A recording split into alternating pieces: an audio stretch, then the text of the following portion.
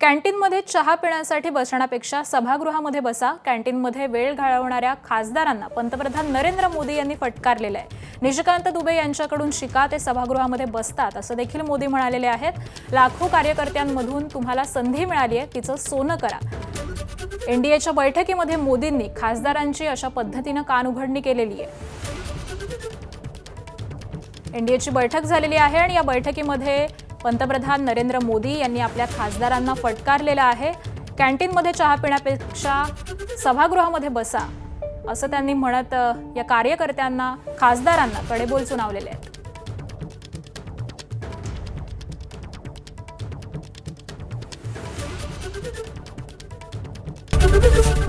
ABP माझा, उघडा डोळे बघा नीट।